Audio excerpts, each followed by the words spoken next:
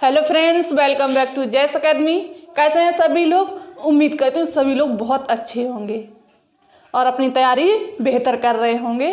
तो देखिए, आज हम लोग बात करने वाले सामान्य हिंदी में वर्णमाला। तो वर्णमाला की ये 3rd क्लास है। फर्स्ट सेकेंड क्लास हम लोगों ने अच्छे से क्लियर की थी। तो देखिए, हम लोगों ने सेकेंड क्लास में चर्चा कहाँ तक की थी? जो उच्चारण के आधार पर स्वर होते हैं लगभग में सारे प्रकार के हो गए थे। ठीक है, अब उसमें बचा था ध्वनि के आधार पर स्वर। एक बार मोटे मोटे तौर से देख लीजिएगा कि स्वर क्या होते हैं, स्वर के कितने भेद होते हैं, व्यंजन क्या होते हैं, व्यंजन के कितने भेद होते हैं। तो आज का हमारा टॉपिक क्या है? वर्णमाला। वर्णमाला। अब इससे प्रश्न पूछ लिया जाता, वर्णमाला से ही बन जाता है। क्लास 3rd है, ठीक है। वर्णमाला से प्रश्न बनता है कि वर्णमाला का शाब्दिक अर्थ क्या होता है?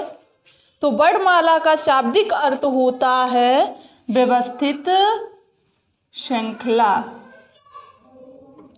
क्या? व्यवस्थित श्रृंखला। ठीक है। अब कहीं पर परिभाषा पूछ दी जाए तो क्या होता है कि वर्णों का व्यवस्थित क्रम वर्णमाला कहलाता है। कैसा होना चाहिए? व्यवस्थित होना चाहिए और क्रम वाइज होना चाहिए। ठीक है। अब बात आती है जो वर्णमाला है, इसके कितने भेद होते हैं? तो वर्णमाला के 3 भेद होते हैं। कितने भेद होते हैं? 3 भेद होते हैं। कौन कौन से होते हैं? ध्यान दीजिएगा सभी लोग। तो वर्णमाला के 3 भेद होते हैं। पहला है स्वर, दूसरा है व्यंजन और तीसरा है अयोगवाह। अयोगवाह। ठीक है। पहला क्या है? स्वर, दूसरा है व्यंजन और तीसरा है अयोगवाह।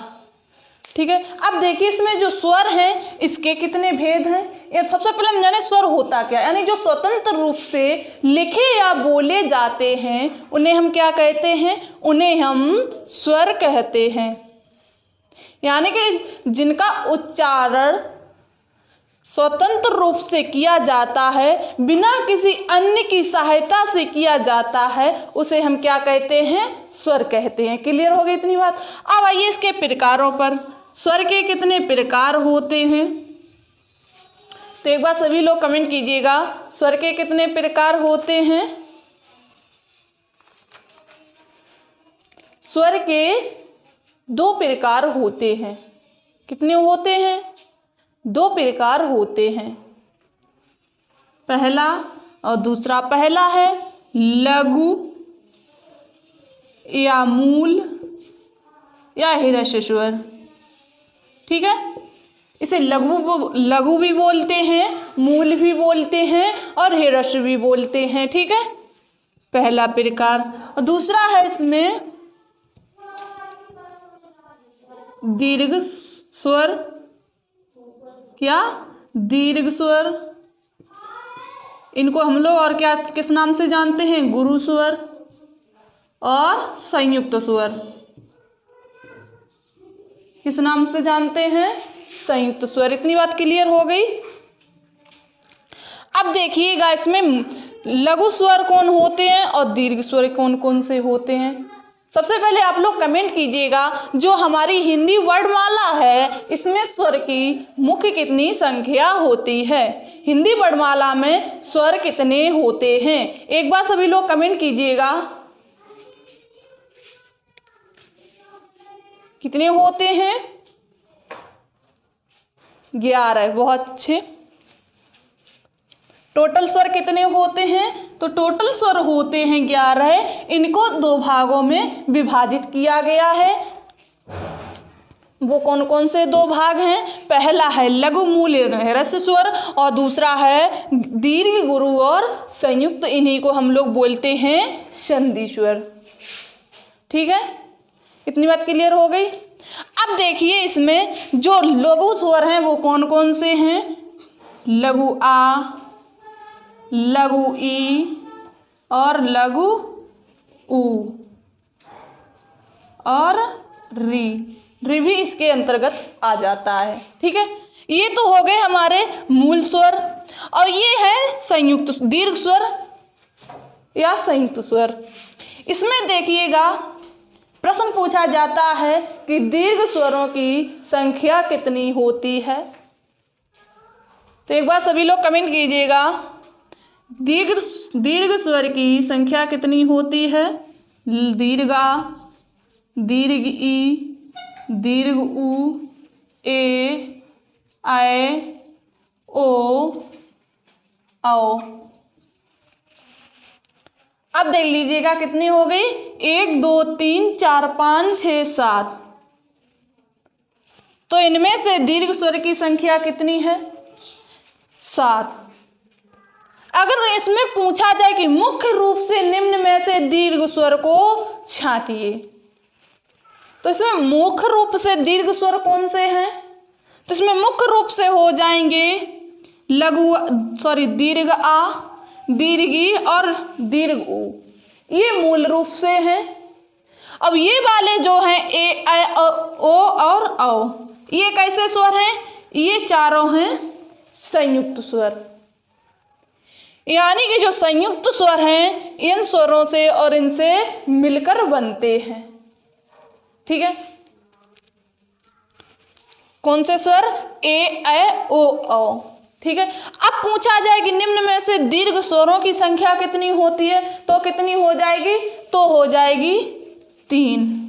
संयुक्त स्वर की संख्या कितनी हो जाएगी? तो संयुक्त स्वर की संख्या हो जाएगी 4। इतनी बात क्लियर हो गई आप लोगों? चलिए अब हम लोग बात करेंगे इसमें से जो उच्चारण के आधार पर स्वर थे वो कितने प्रकार के थे? ये थे उत्पत्ति के आधार पर स्वर 2 प्रकार के। किसके आधार पर? उत्पत्ति के आधार पर स्वर 2 प्रकार के थे। अब बात आती है उच्चारण के आधार पर। ठीक है, तो उच्चारण के आधार पर स्वर के कितने भेद हैं? एक बार सभी लोग कमेंट कीजिएगा।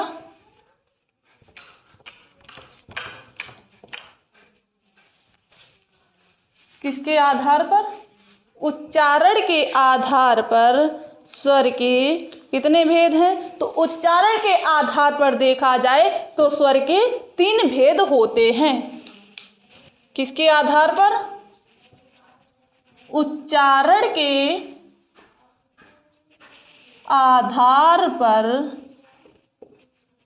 स्वर के 3 भेद होते हैं। क्लियर होगी इतनी बात? अब देखिए कौन कौन से होते हैं,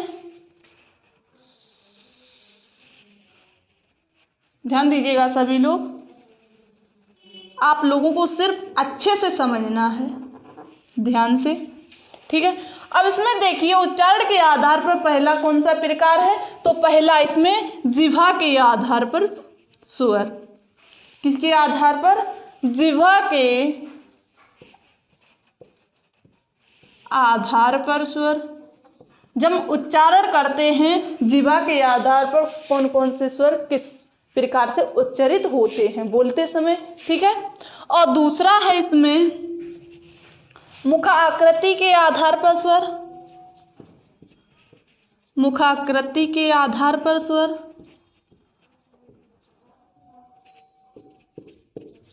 और तीसरा है ओष्ठाकृति के आधार पर स्वर। तीसरा है इसमें ओष्ठाकृति के आधार पर स्वर। क्लियर हो गए कौन कौन से उच्चारण के आधार पर स्वर? तो उच्चारण के आधार पर स्वर 3 प्रकार के होते हैं। कौन कौन से? पहला है जिह्वा के आधार पर, दूसरा है मुखाकृति के आधार पर, तीसरा है ओष्ठाकृति के आधार पर। क्लियर हो गई इतनी बात? अब देखिए अब बात आती है जो जिह्वा के आधार पर स्वर हैं इसके कितने भेद होते हैं। किसके? जिह्वा के आधार पर स्वर के भेद। तो जिह्वा के आधार पर देखा जाए तो स्वर के 3 भेद होते हैं। कितने भेद होते हैं? 3 भेद होते हैं। होते कौन कौन से हैं देखिएगा। तो इसमें पहला हो जाएगा अग्रस्वर। कौन सा? अग्रस्वर। दूसरा हो जाएगा मध्य स्वर और तीसरा हो जाएगा पश्च स्वर। ठीक है। कौन कौन से? जिह्वा के आधार पर कितने प्रकार के होते हैं? जिह्वा के आधार पर स्वर 3 प्रकार के होते हैं, अग्र मध्य पश्च। ठीक है, इतनी बात क्लियर हो गई। अब बात आती है मुखाकृति के आधार पर। तो मुख आकृति के आधार पर स्वर के कितने भेद होते हैं? तो मुख आकृति के आधार पर स्वर के 4 भेद होते हैं। कितने भेद होते हैं? 4 भेद होते हैं। कौन कौन से होते हैं इनको भी देख लेते हैं एक बार। इसमें पहला हो जाएगा समृति स्वर। समृति स्वर। दूसरा हो जाएगा इसी में अर्ध समृत स्वर, अर्ध समृत स्वर। और तीसरा हो जाएगा इसी में विव्रत स्वर, विव्रत स्वर। और चौथा हो जाएगा इसी में अर्ध विव्रत स्वर। कौन सा होगा चौथा? अर्ध विव्रत स्वर। क्लियर हो गए। मुखाकृति के आधार पर स्वर के कितने भेद होते हैं? तो मुखाकृति के आधार पर स्वर के 4 भेद होते हैं। कौन कौन से होते हैं? तो इसमें पहला हो जाएगा समृत स्वर, दूसरा हो जाएगा अर्ध समृत स्वर, तीसरा हो जाएगा विव्रत स्वर और चौथा हो जाएगा हमारा अर्ध विव्रत स्वर। क्लियर हो गए। अब बात आती है जो ओष्ठाकृति के आधार पर स्वर है, इसके कितने भेद होते हैं? तो ओष्ठाकृति के आधार पर स्वर के मुख्य 2 भेद होते हैं। कितने भेद होते हैं? इसके मुख्यतः 2 भेद होते हैं। कौन कौन से होते हैं? एक होता है वृत्तामुखी, पहला है इसमें विरक्तामुखी। ठीक है। और दूसरा हो जाएगा आवृत्तामुखी, आवृत्तामुखी स्वर। ठीक है, क्लियर हो गए। ओष्ठाकृति के आधार पर स्वर के कितने भेद होते हैं? तो ओष्ठाकृति के आधार पर स्वर के 2 भेद होते हैं। कौन कौन से होते हैं? तो इसमें पहला है वृत्तामुखी और दूसरा है आवृत्तामुखी। चलिए अब देखिएगा, इसमें इतनी बात क्लियर हो गई। अब देखिए, अगर इनको डीपली देखना है तो हमने फर्स्ट सेकंड क्लास में इनको क्लियर किया था, सारे पॉइंटों को बिल्कुल नज़दीकी से क्लियर किया था। ठीक है। अब हम लोग बात करेंगे जहाँ पर हम सेकंड क्लास में हम लोग चर्चा कर रहे थे ध्वनि के आधार पर स्वर। ठीक है, इतनी बात क्लियर हो गई। चलिए अब इसमें नेक्स्ट पॉइंट बनाइएगा, ध्वनि के आधार पर स्वर। ध्वनि के आधार पर देखेंगे किस स्वर का उच्चारण कहाँ से होता है। कंठ स्वर क्या होते हैं, तालव्य स्वर क्या होते हैं, मूर्धन्य स्वर क्या होते हैं, कंठोष्ठ स्वर क्या होते हैं, इन सभी को हम लोग इसी क्लास में डिस्कस करेंगे। ठीक है। क्या है? ध्वनि के आधार पर स्वर। ध्वनि के आधार पर स्वर। अब देखिए, जो ध्वनि के आधार पर स्वर है, इसमें किस प्रकार से प्रश्न पूछा जाता है। निम्न में से कोई सा स्वर दे दिया जाएगा और पूछा जाएगा निम्न में से कंठोष्ठ स्वर कौन सा है। देखिए एक बार प्रश्न समझ लीजिएगा कैसे प्रश्न बनता है। प्रश्न दे दिया जाएगा इसमें, निम्न में से आ कैसी ध्वनि है। कैसी ध्वनि है, या ध्वनि दे देंगे या स्वर दे देंगे, ठीक है। क्या आ। अब इसमें ऑप्शन में मिलता है, ऑप्शन ए में कंठ स्वर, ऑप्शन बी में तालु स्वर, ऑप्शन सी में मूर्धन्य स्वर, और ऑप्शन डी में दे दिया जाएगा कंठोष्ठ स्वर। क्या? कंठोष्ठ स्वर। तो बताइए जो आ है ये कैसी ध्वनि है? तो ध्यान दीजिएगा, जो आ है ये हमारे, इसका उच्चारण कहाँ से हो रहा है? तो इसका उच्चारण हो रहा है कंठ से। एक बार बोल के देखिएगा, आ। ये लग रहा है ये अंदर से निकल के आ रहा, ठीक है। तो इसका आंसर क्या हो जाएगा? Option A. हमारे एग्जाम में प्रश्न इसी प्रकार से पूछे जाते हैं, ठीक है। अब हम लोग क्लियर करेंगे कि कंठ स्वर क्या होते हैं, मूर्धन्य स्वर क्या होते हैं, ओष्ठ स्वर क्या होते हैं, ठीक है। तो सबसे पहले इसमें पॉइंट बनाइएगा। एक बार आप लोग ये बताइएगा, निम्न में से अर्ध स्वर के अंतर्गत कौन से वर्ड आते हैं? क्या? जो अर्ध स्वर हैं इसके अंतर्गत कौन से वर्ड आते हैं? तो सबसे पहले इसी को पॉइंट नोट कर लो। क्या? अर्ध स्वर। अर्ध स्वर। अर्ध स्वर के अंतर्गत कौन कौन से वर्ड आते हैं? तो ध्यान दीजिएगा, तो अर्ध स्वर के अंतर्गत वर्ड आएंगे या और उआ। इन्हें ना तो पूर्ण स्वर कहा जाता है और ना ही पूर्ण व्यंजन कहा जाता है, ठीक है। इसलिए ये क्या है? अर्ध स्वर हैं, ठीक है। जैसे कहीं पर लिखा जाता है आई, क्या? आई। हम लोग ऐसे भी लिखते हैं आई, और एक प्रकार से ऐसे भी लिख देते हैं आई, लिखते हैं या नहीं? ये वाला भी हमारा सही किया जाता है और ये वाला भी हमारा सही किया जाता है, ठीक है। इसलिए इसको क्या कहा गया है? अर्ध स्वर, ठीक है। क्लियर हो गई इतनी बात? चलिए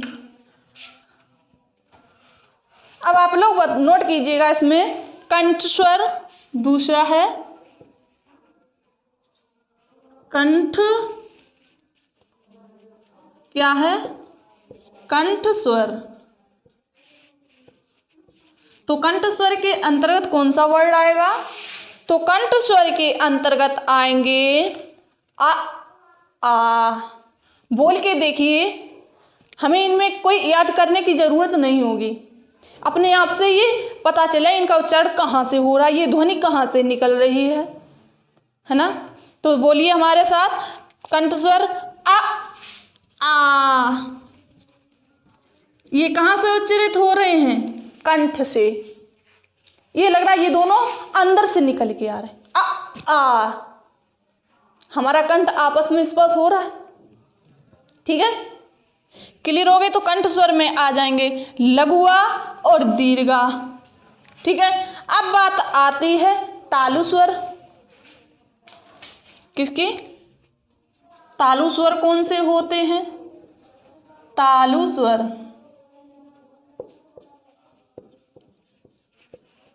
तो देखिए, तालु स्वर के अंतर्गत आ जाएगी ई ई। क्या आ रही है? ई ई। ये लग रहा है इसकी ध्वनि तालु से निकल रही है। ये हमारे साथ बोल के देखो, साथ साथ बोलते चलो, तो इसमें याद करने में बिल्कुल आसानी रहेगी, ठीक है। ज़्यादा इसमें माइंड नहीं लगाना पड़ेगा। ई ई। तो तालु स्वर के अंतर्गत कौन से स्वर आते हैं? तालु स्वर के अंतर्गत आते हैं ई ई। अब आता है चौथा इसमें मूर्धन्य स्वर। क्या आता है? मूर्धन्य स्वर। तो मूर्धन्य स्वर के अंतर्गत कौन सा स्वर आएगा? तो ध्यान दीजिएगा, मूर्धन्य स्वर के अंतर्गत आएगा री। री का जब उच्चारण करते हैं, री का उच्चारण करते समय हमारी जो जीभ है कैसी हो जाती है? लुट सी जाती है, री होती या नहीं, कैसी होती है, लुट सी जाती है, कंपन होता है जीभ में, री, इसीलिए इसे क्या कहा गया है, इसीलिए इसे कहा गया है मूर्धन्य स्वर। ठीक है, क्लियर होगी इतनी बात। अब देखिए, अब बात आती है ओष्ठ स्वर कौन से होते हैं, क्या, ओष्ठ स्वर। तो ओष्ठ स्वर के अंतर्गत कौन से स्वर आएंगे, तो ओष्ठ स्वर के अंतर्गत आएंगे उ, ऊ। इनका उच्चारण करके देखिएगा, हमारे साथ बोलिएगा उ, ऊ। तो हमारे इसमें ओंठ कैसे हो रहे हैं, गोलाकार हुए, यानी कि इनका उच्चारण करते समय हमारे ओंठों का प्रयोग हो रहा है, इसलिए इसे क्या कहते हैं, इसीलिए इसे ओष्ठ स्वर कहा जाता है। ठीक है, कौन से वर्ड आएंगे, उ, ऊ। इतनी बात क्लियर हो गई। अब अगला इसमें कंठोष्ठ स्वर कौन सा है, कंठोष्ठ स्वर, कंठोष्ठ स्वर। कंठोष्ठ स्वर के अंतर्गत कौन से वर्ड आएंगे, तो कंठोष्ठ स्वर के अंतर्गत आएंगे, देखिएगा, कंठोष्ठ स्वर के अंतर्गत एक है आ और ओष्ठ के अंतर्गत है ऊ। क्या है, ऊ। आ और ऊ को मिलाकर क्या बनेगा, ओ। क्या बनता है, ओ। इसीलिए देखिए, आ है कंठ के अंतर्गत, ओ है जो ऊ दिया गया है ओ के अंतर, ओष्ठ स्वर के अंतर्गत। अब इन दोनों को मिलाएंगे तो क्या हो जाएगा, कंठोष्ठ। क्या हो जाएगा, कंठोष्ठ। तो इसीलिए इसे रखा गया है कंठोष्ठ के अंतर्गत कौन कौन से हो जाएंगे, ओ और औ। क्लियर हो गई इतनी बात। तो कंठोष्ठ स्वर के अंदर कौन से वर्ड आएंगे, तो कंठोष्ठ स्वर के अंतर्गत आ जाएंगे हमारे ओ और औ। क्लियर हो गई इतनी बात। अब बात आती है कंठ तालव्य स्वर, यानी कि जिनका प्रयोग कंठ और तालु से होता हो, क्या जिनका उच्चारण, जिनकी ध्वनि कंठ और तालु से निकलती हो, उसे क्या कहते हैं, तो उसे कहते हैं कंठ तालव्य स्वर। क्या है, कंठ तालव्य स्वर। तो कंठ तालव्य स्वर के अंतर्गत कौन कौन से स्वर आएंगे, अब देखिएगा, कंठ के अंतर्गत कौन कौन से स्वर हैं, इसके अंतर्गत हैं लघु आ और दीर्घ आ। देखिए, कंठ स्वर का हमने पहले एक वर्ड ले लिया, क्या, लघु आ। अब हम किसका लेंगे, अब लेंगे हम लोग तालु का, तालु का ले लेंगे ई, क्या, ई। अब आप लोग इसका संधि कीजिए, से आपस में संयुक्त, जो संयुक्त स्वर कौन कौन से हैं, ए, ऐ, ओ, औ। अब देखिए, अब आ प्लस ई मिलाकर क्या बन जाएगी, तो आ प्लस ई को मिलाएंगे क्या बनेगा, हमारा ए बन गया। तो इसीलिए इसे कहा गया है कंठ तालव्य स्वर, ए और ऐ। ठीक है, तो कंठ तालव्य स्वर के अंतर्गत कौन से वर्ड आएंगे, तो इसके अंतर्गत आ जाएंगे ए और ऐ। ठीक है, क्लियर हो गए। अब बात आती है विलुप्त स्वर कौन से होते हैं, यानी कि जिन स्वरों का उच्चारण दीर्घ स्वर से दूना समय लगता हो। जब हम लोग दीर्घ स्वर बोलते हैं तो क्या होता है, जो हमारे लघु स्वर होते हैं उनसे उच्चारण करने में थोड़ा अधिक समय लगता है। जो लघु स्वर होते हैं उनका उच्चारण करने में बिल्कुल कम समय लगता है, और जो दीर्घ स्वर होते हैं उनका उच्चारण करने में लघु स्वर से थोड़ा अधिक समय लगता है। तो हमारे में क्या होते हैं, दीर्घ स्वर होते हैं। अब जो विलुप्त स्वर हैं, ये क्या होते हैं? जो दीर्घ स्वर होते हैं, इनके उच्चारण से विलुप्त स्वर का जब उच्चारण करते हैं, जब उनको बोलते हैं तो दीर्घ स्वर से दूना समय लगता है। ठीक है, तो वे क्या होते हैं? हमारे वही होते हैं विलुप्त स्वर। क्लियर हो गई इतनी बात? क्या विलुप्त स्वर? तो विलुप्त स्वर कौन से हैं? विलुप्त स्वर, तो विलुप्त स्वर के अंतर्गत कौन से वर्ड आएंगे? तो विलुप्त स्वर जैसे हम लोग लिखते हैं क्या? राम। इसे बोलने में अधिक समय लगा, इसको उच्चारण करने में क्या? राम। जैसे लिखा इसी में क्या? ओम। क्या बोलते हैं? ओम। इसमें बोलने में, उच्चारण करने में इसका कितना समय लगा? बहुत अधिक समय लगा। ठीक है, तो ये किसके अंतर्गत आएंगे? तो ये आएंगे हमारे विलुप्त स्वर के अंतर्गत क्या? ओम। ठीक है, अब आप लोगों को बताना होगा कि आगत स्वर कौन सा होता है। देखिए, एक प्रश्न दिया जाएगा आप लोगों को इस प्रकार से कि निम्न में से आगत स्वर को पहचानिए। निम्न में से आगत स्वर को पहचानिए। देखिए, ऑप्शन में दे देंगे। ऑप्शन ए में हो जाएगा ओ, ऑप्शन बी में हो जाएगा री, ऑप्शन सी में हो जाएगा आ, और ऑप्शन डी में हो जाएगा ओ। तो आप लोग बताइए इसमें राइट आंसर क्या होगा? तो देखिए, जो हमारे आगत स्वर होता है वो कौन सा होता है? वो होता है ऑप्शन डी। यानी कि जिन वर्डों के ऊपर चंद्र लगा होता है तो ये क्या होता है? आगत स्वर। इसे आगत स्वर कहते क्यों हैं? जो किसी अन्य भाषा से लिया गया हो उसी को क्या कहेंगे? आगत स्वर। ठीक है, अब बताइए जो अ है ये किस भाषा से लिया गया है?